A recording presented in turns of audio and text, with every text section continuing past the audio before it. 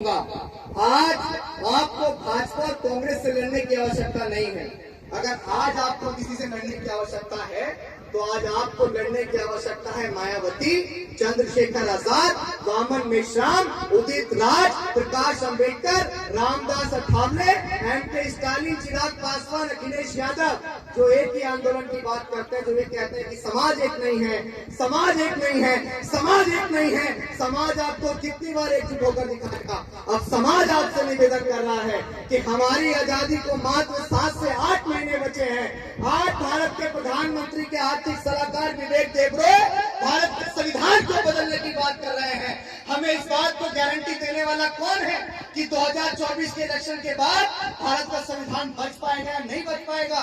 हमें इस बात की गारंटी देने वाला कौन है कि 2024 के बाद हम दोबारा वोट डाल भी पाएंगे या नहीं पाएंगे? हमारे नेताओं को हमने बहुत बार स्थापित किया। हमारे नेताओं ने कहा कि आप भोपाल को जाम कर दो, हमने जाम कर दिया। हमारे नेताओं ने कहा दिल्ली को जाम कर दो, हमने जाम कर दिया। हमारे नेताओं को हमने इसी प्रदेश में 4 बार मुख्यमंत्री बनाया।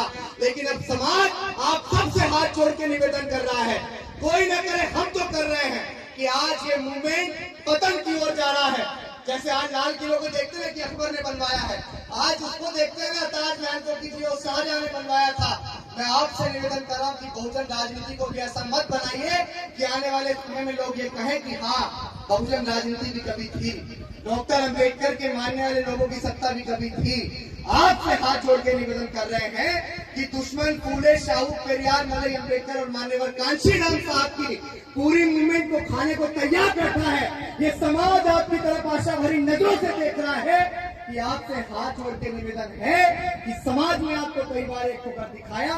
इस 2024 के इलेक्शन में आप समाज को एकजुट होकर दिखाइए। हाथ उठाकर बताइए कि क्या हमारे नेताओं को एकजुट नहीं होना चाहिए?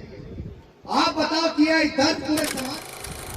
तथागत बुद्ध, संत कबीर, भगवान वाल्मीकि महाराज, सद्गुरु रविदास और इस देश में शिक्षा की अलग जगाने वाले राष्ट्रपिता ज्योतिबा फूले, माँ सावित्रीबाई फूले, आरक्षण के जनक छत्रपति शाहूजी महाराज, पाखंडवाद के धुर विरोधी रहे पेरियार, ईवी रामास्वामी नायकर और हमें और आपको मान, सम्मान और स्वाभिमान की जिंदगी देने वाले भारत के संविधान निर्माता, नारी के मुक्तिदाता डॉक्टर बाबा साहेब अम्बेडकर और 21वीं सदी के सबसे बड़े महानायक हमारे रहबर, हमारे मसीहा मान्यवर कांशीराम साहब के चरणों में नमन करते हुए अपनी बात को शुरू करूंगा। साथियों, सबसे पहले आज भीमगढ़ी के अंदर बाबा साहेब अम्बेडकर की भव्य प्रतिमा के अनावरण पर आप सभी को बहुत बहुत बधाई और हार्दिक शुभकामनाएं। मंच पे बैठे हमारे तमाम बुद्धिजीवी साथियों को भी मैं वंदन और नमन करता हूं, क्योंकि मैं बहुत छोटा सा कार्य करता हूं, मूवमेंट को सीखने का प्रयास कर रहा हूं, किताबों से जान रहा हूं और चलने का प्रयास कर रहा हूं। सोचने से नहीं मिलते हैं तमन्नाओं के शहर, कि सोचने से नहीं मिलते हैं तमन्नाओं के शहर, चलना भी पड़ता है साथियों मंजिल को पाने के लिए, चलना भी पड़ता है मंजिल को पाने के लिए। मैं यहाँ एक बहुत बड़ी बात आपसे कहना चाहता हूँ। वर्तमान समय के जो हालात हैं, उन हालातों को देखते हुए बीती 23 जुलाई से बाबा साहेब अम्बेडकर की जन्मस्थली मध्य प्रदेश के महू से हमने एक मार्च की शुरुआत की।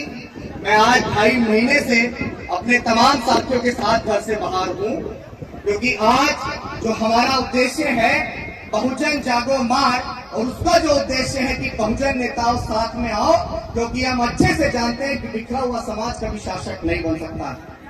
अगर इस समाज को शासक बनना है तो आज इस देश में जो सबसे बड़ी मांग है कि हमारे समाज के जितने भी लीडर हैं, एक ही समाज के लोग, जय भीम के नारे के साथ अपने आंदोलन की शुरुआत करने वाले लोग, मान्यवर कांशीराम साहब की बात करने वाले लोग आज अलग अलग बटे हुए हैं। इससे न मूवमेंट का भला होगा, न इससे समाज का भला होगा और न इससे हमारा भला होगा। काफी लंबे समय से प्रयास कर रहे थे कि कोई तो निकल के आएगा जो इस आंदोलन को छेड़ेगा, कोई तो निकल के आएगा जो हमारे नेताओं को भी जोड़ने का काम करेगा और कहेगा कि जिस सदी में मान्यवर कांशीराम साहब ने कहा और डॉक्टर अंबेडकर ने कहा कि हमें इस देश का हुक्मरान बनना है, उस सदी में हम उस गति से इतने दूर क्यों हैं? लुटाते तेरे खातिर जान तो भी कम नहीं होगा। ये बात मैं तो नौजवानों के भरोसे बोल रहा हूं कि लुटाते तेरे खातिर जान तो भी कम नहीं होगा। तेरे जैसा कोई अब जख्म का मरहम नहीं होगा। पढ़ा तुझको तो एक शायर के दिल की धड़कने बोली, कई सदियों तलक अब दूसरा अम्बेडकर नहीं होगा। कई सदियों तलक अब कांशीराम सा नहीं होगा। लेकिन आज हमें ये समझने की आवश्यकता है कि आज जिन नौजवानों को शायद नौसिखिया बोला जाता है, आज जिन नौजवानों को ये समझा जाता है कि नौजवान व्यर्थ घूम रहा है, मैं यकीन के साथ कहना चाहता हूं कि आज इन नौजवानों के संघर्ष की वजह से ही हमारे बड़े अपना सीना चौड़ा के घूमते हैं कि अम्बेडकर के नाम से नीली क्रांति नया जन्म दे रही है। नहीं घूमते हैं? बताओ, क्या हम नौजवानों को शौक है कि अपने घर से हम लोग निकल रहे हैं? बाबा साहेब अम्बेडकर ने एक बात कही कि पे बैक टू सोसाइटी। अगर उस पे बैक टू सोसाइटी को आरक्षण की मलाई चाटने वाले लोगों ने अगर सही समय से इस्तेमाल किया होता तो हमारे जैसे नौजवानों को घर से बाहर निकलने की आवश्यकता नहीं पड़ती। जब हमें ये दिख रहा है कि मूवमेंट पस्त हो रहा है, हमें ये दिख रहा है कि इस देश में आबादी हमारी सबसे ज्यादा है, लेकिन अगर मुझे रखने पे हत्याएं किसी की हो रही हैं तो किसकी हो रही है? बताओ, हमारे समाज की हो रही है। अगर 9 साल के मासूमों को महज पानी का मटका छूने पे मार दिया जाता तो किसके समाज का था? बहन मनीषा वाल्मीकि को कूड़े करकट के साथ जला दिया जाता है, किसके समाज की थी? डॉक्टर अंबेडकर ने काम किया, माननीय कांशीराम साहब ने किया, वो दौर अलग था, लेकिन आज का दौर अलग है। आज अगर कुछ लोग हमें अपने पैरों की जूती समझेंगे तो ये नौजवान ईंट का जवाब पत्थर से देना जानता है। क्योंकि अगर हमने तथागत बुद्ध को माना है तो हमने उधम सिंह को भी माना है, जिसने अपने मान सम्मान स्वाभिमान का बदला लेने के लिए, किसी ने मुझसे कहा कि तुम्हारे लोग कब के बहादुर हुए थे, किसी ने मुझसे बोला तुम्हारे लोग कब के बहादुर हुए थे। मैंने कहा भीमा कोरे गांव में हमने भगा भगा के मारे थे, हम तब भी बहादुर थे, हम आज भी बहादुर हैं और हम कल भी बहादुर रहेंगे। लेकिन मैं आपसे ये कहूंगा कि जब हम, ये बात सही है, आखिर तमाम लोग आप पे उंगलियां किस लिए उठाते हैं? उठाने का कारण हम खुद हैं। जब हम डॉक्टर अंबेडकर की बात करते हैं तो डॉक्टर अंबेडकर कह के क्या गए, हमें उस बात को भी मानना चाहिए। अगर आप नीला पट्टा डाल के घूम रहे हैं और उसके साथ आपके हाथ में कलावा है तो आप झूठे अम्बेडकरवादी हैं और आप इस मूवमेंट से, इस मिशन से धोखा कर रहे हैं। मैं नौजवानों से सिर्फ इतना कहूंगा कि आज इस मिशन को बहुत सारे लोगों ने चलाया और आज इस मिशन की जिम्मेदारी आपके कंधों पे है। मैं आपसे इतना कहूंगा कि आज आप जो समय परिवर्तन चाहता है उस समय में आप कुछ करिए। आपको ठोकरें ना गिरा पाएगी, हो आपको ठोकरें ना गिरा पाएगी, मेहनत आपकी ना हरा पाएगी। आपके पास जिद जीत जाने की हो तो हार भी आपको ना हरा पाएगी, वो हार भी आपको ना हरा पाएगी। जो लोग नौजवानों को नौसिखिए कहते हैं, तो आप मुझे बताओ, इस देश की आजादी डंडे ने दी या 23 साल के नौजवान जो फांसी को हंसते हंसते चूम गया उसने दी? बताओ। अगर नौजवान नौसिखिए होते हैं तो करतार सिंह सराफा कौन थे? भगत सिंह कौन थे? नौजवान नौसिखिए नहीं होते हैं, बशर्ते अगर आप नौजवानों को सौतेला ऐसा व्यवहार न देकर आप उन्हें प्रेम पूर्वक इस मूवमेंट को भी चलाना सिखाएं, तो हम आपको पूरे विश्वास के साथ ये बता सकते हैं कि जिन सफेद बाल वालों ने बहुत बड़ा परिवर्तन किया, हम उससे कम समय में एक काले बाल वाले भी आपको बड़ा परिवर्तन करके दिखाएंगे इस मूवमेंट के साथ। बशर्ते आप हम पे विश्वास तो कीजिए। आप हमें जैसे अपने घर में बच्चों को समझाते हैं, ऐसे इस मूवमेंट में चलने वाले नौजवानों को भी समझाइए ना कि डॉक्टर अंबेडकर का मूवमेंट क्या है, मान्यवर कांशीराम साहब क्या कह के गए। आज मैं हमेशा हर जगह एक बात कहता हूं, यहाँ माताएं बहनें बड़ी संख्या में बैठी हुई हैं। आपसे सिर्फ इतना कहूंगा कि बहुत सारे लोगों ने आपको शिक्षा की बात की और शायद जो मूवमेंट सबने बताया वही मैं भी बताऊंगा, उसमें समझ आया होगा। लेकिन आखिरी में सिर्फ इतना कहूंगा कि शिक्षा बहुत महत्वपूर्ण होती है। अगर आपकी पुरखों की गरीबी को कोई मिटाती है तो वो शिक्षा होती है। आपके मान सम्मान स्वाभिमान को कोई दुगना करती है तो वो शिक्षा होती है। अगर आपके 10 गांव के पीछे कोई दरोगा लग जाता है तो आने 20 वाले गांव तक भी चर्चा होती है कि फला गांव में फलाना लड़का दरोगा लग गया है। लेकिन अगर आपको भी आज अपना लालच छोड़ना पड़ेगा, आपको 14, 15, 16 साल के युवकों को जो आप मजदूरी पे भेजते हैं 400 से 500 की मजदूरी के लालच को आपको त्यागना पड़ेगा। मैं आपसे कहूंगा, ओ इस तरह हौसले आजमाया करो, मुश्किलें देख कर मुस्कुराया करो, ओ इस तरह हौसले आजमाया करो। इस बात को बड़े ध्यान से सुनना, मैं सभी से कहना चाहूंगा, ओ इस तरह हौसले आजमाया करो, मुश्किलें देख कर मुस्कुराया करो, दो निवाले भले कम ही खाया करो, अपने बच्चों को लेकिन पढ़ाया करो, अपने बच्चों को लेकिन पढ़ाया करो। डॉक्टर अंबेडकर ने कहा कि शिक्षित बनो, संगठित रहो, संघर्ष करो। लेकिन डॉक्टर अंबेडकर ने 14 अक्टूबर 1956 को एक ऐसे थंब को भी अपनाया था, जिस थंब को अपनाकर कलिंग युद्ध के बाद इस पृथ्वी पे सबसे बड़ा लड़ाकू, उससे बड़ा योद्धा कोई नहीं था, सम्राट अशोक ने भी तलवार छोड़ दी। आपको भी ऐसे थंब को अपनाना चाहिए, क्योंकि तथागत बुद्ध के थंब को जब तक आप नहीं अपनाते हैं। डॉक्टर अंबेडकर ने शिक्षित होने को कहा, हम शिक्षित हो गए। डॉक्टर अंबेडकर ने संघर्ष करने को कहा, हम संघर्ष कर रहे हैं। डॉक्टर अंबेडकर ने संगठित होने को कहा, आज शायद कुछ हस्तक हो गए, लेकिन अलग अलग पार्टी, अलग अलग संगठन बनाकर हम वो भी चीजों को तार तार कर रहे हैं। लेकिन डॉक्टर अंबेडकर ने तथागत बुद्ध के धर्म को भी अपनाया था, उस धर्म को कौन अपनाएगा। आज तो हम लोग, मैं जाटव हूँ, मैं वाल्मीकि हूँ, मैं कोरी, कुर्मी, पासी, धोबी, धानु, कही, गड़रिया, गुज्जर, जाट, नाई, यादव, तेली, कुमार, महार, पटेल, डोम, वो 6743 जातियां जिसमें हमें दुश्मनों ने बांटा, कि बहुजनों को जिसने जातियों में बांटा, हम उसके गुरूर को एक दिन जरूर तोड़ेंगे। दुश्मन सूरज सा तेज ही क्यों न सही, हम उसे डुबा के छोड़ेंगे।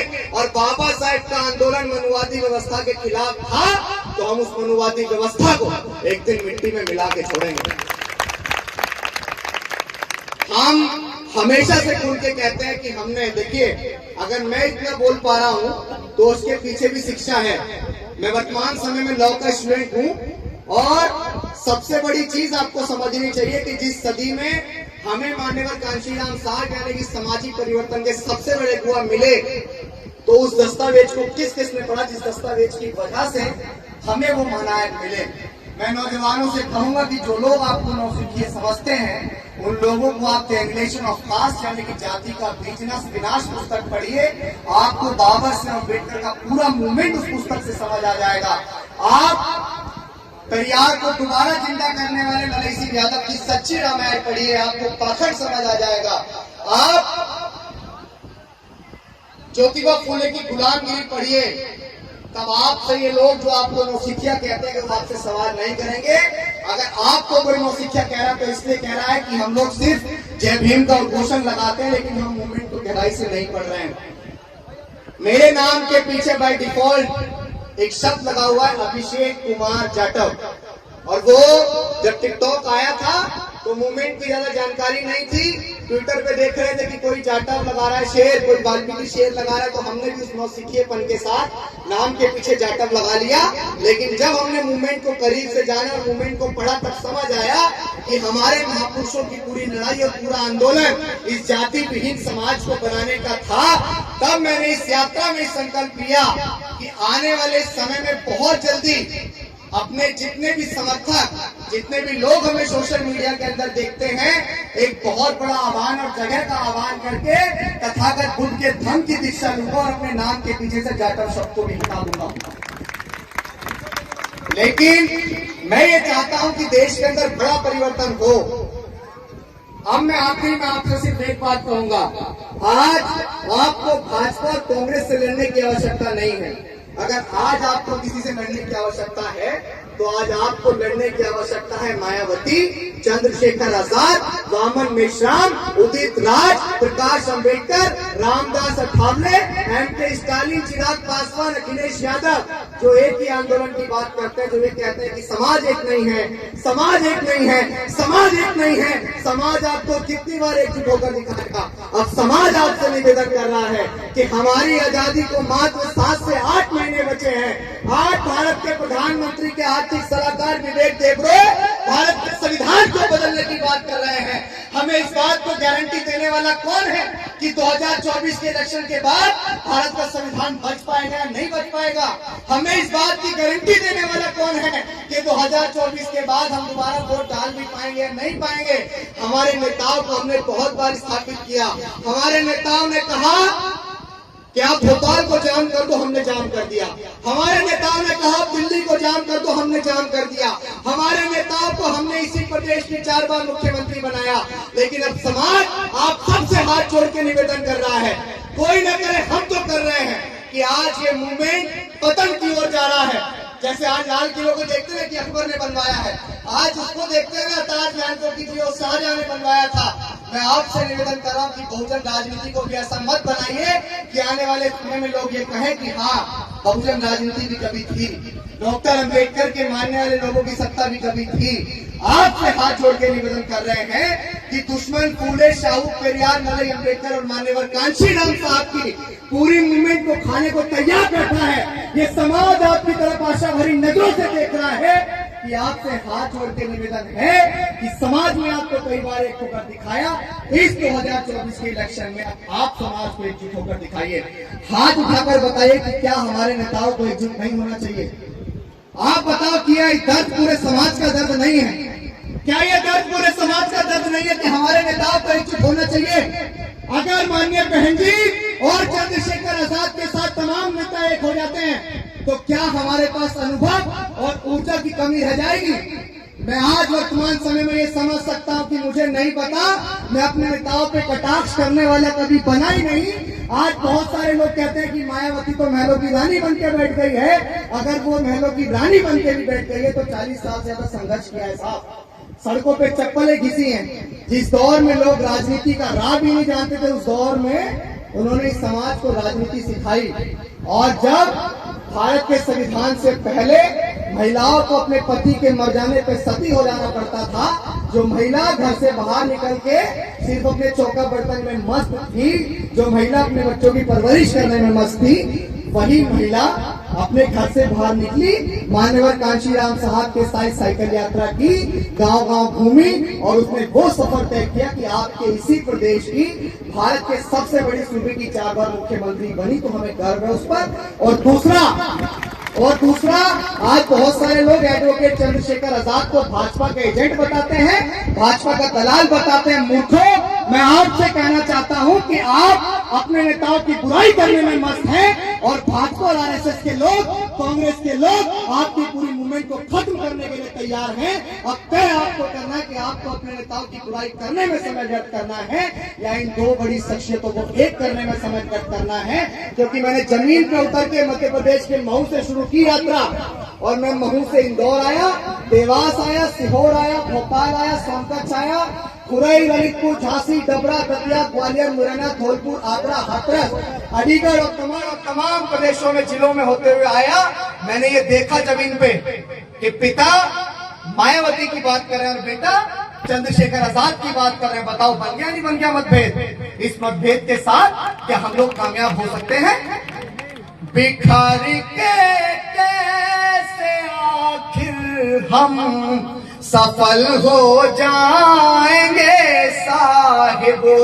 ये सवाल मैं नेताओं से कर रहा हूं कि बिखर के कैसे आखिर हम सफल हो जाएंगे साहिब।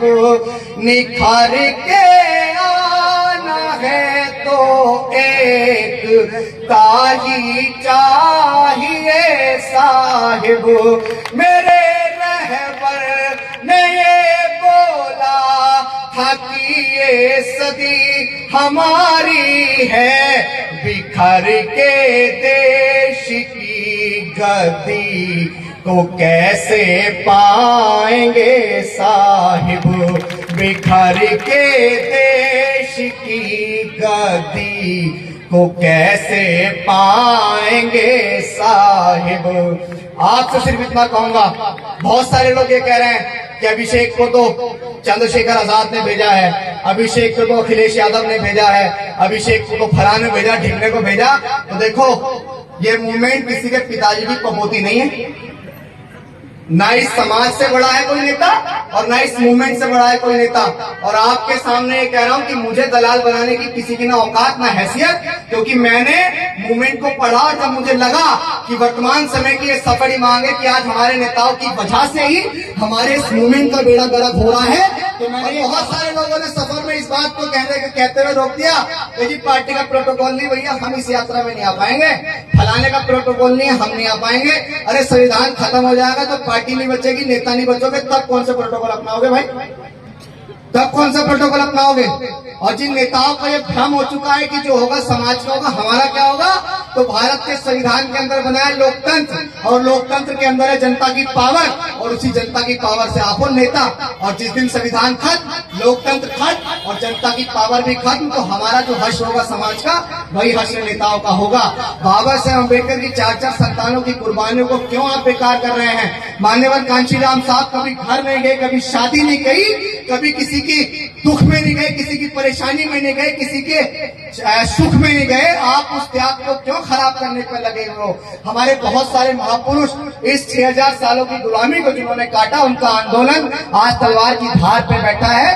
कांशीराम साहब ने कभी कहा था कि इस देश के अंदर 2 विचारधाराएं काम करेंगी। आज इस देश में हिंदू मुस्लिम की लड़ाई नहीं रह गई भाई, खत्म। आज इस देश में अगर कोई लड़ाई रह गई है तो वो लड़ाई है मनुवाद और अम्बेडकरवाद के बीच की। और मनुवादी व्यवस्था के अंदर जितनी भी पार्टी और दल आते हैं वो सबको तैयार है अपने मूवमेंट को बढ़ाने के लिए। अब अम्बेडकरवादी लोगों से मेरा ये निवेदन है कि आप लोग भी एकजुट हो जाइए। और वर्तमान समय की जो सबसे बड़ी मांग है, मैं बहुजन मीडिया और तमाम लोगों से कहना चाहता हूं कि बहुजन नेताओं को साथ लाने की इस मांग के साथ हमें किसी एक नेता की अनभक्ति छोड़ देनी चाहिए, हमें किसी एक नेता की कट्टरता छोड़ देनी चाहिए। कौन क्या कह रहा है वो भी छोड़ देना चाहिए। आज हमें जमीन पे सामाजिक परिवर्तन की आवश्यकता है, और उस सामाजिक परिवर्तन के साथ साथ हमें व्यवस्था परिवर्तन की भी आवश्यकता है, क्योंकि व्यवस्था परिवर्तन जब तक नहीं होगा आपका उद्धार नहीं होगा। आप नौजवानों से ये कहूंगा कि आप अभिषेक के ग्लैमर को देखते हैं। आप अभिषेक आता है तो उसकी गाड़ियों के पीछे जय जयकार के नारे लगाते हैं और आपके हाथ में कलावे होते हैं। आप अपने साथ साथ मेरी भी बेइज्जती करवाते हैं।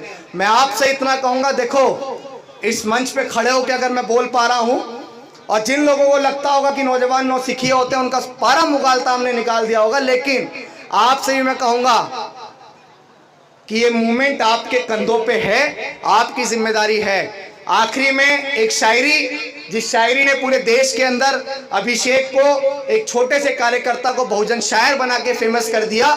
और ये शायरी उन लोगों के लिए जो लोग बाबा साहेब अम्बेडकर को गालियां देते हैं, भारत के संविधान को करते हैं, जो हमें बहुत कमजोर समझते हैं। मैं उनसे कहना चाहूंगा कि हम अम्बेडकरवादी हैं बेटा, कि हम अम्बेडकरवादी हैं बेटा।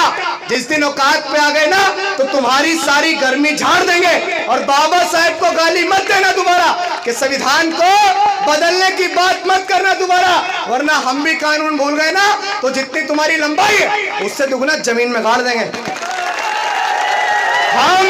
हम भारत के संविधान को मानते हैं और उस संविधान पूर्ण आस्था रखते हैं, लेकिन जो लोग भारत के संविधान को बदलने कर रहे हैं ना, तो अब ये मूवमेंट सफेद बाल वालों के हाथ में नहीं, ये मूवमेंट काले बाल वालों के हाथ में है। मूंछ की मरोड़ के साथ या तो मार देंगे या मर जाएंगे। इस मुगालते को दिमाग में निकाल देना जो लोग भारत के संविधान को बदलने की सोच रहे हैं।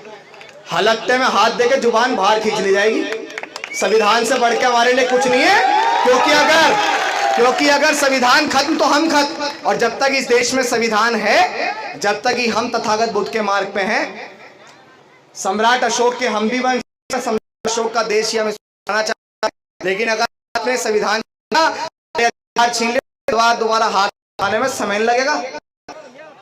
आभार आप सबका कि तमाम लोगों ने हमें सुना और मेरे मुखार बिंदु से कोई गलत बात निकल गई हो तो मैं माफी नहीं मांगता हूँ, क्योंकि मैं सच्चा हूँ और सच्चा आदमी हमेशा कड़वा होता है। जय भीम, जय भारत, जय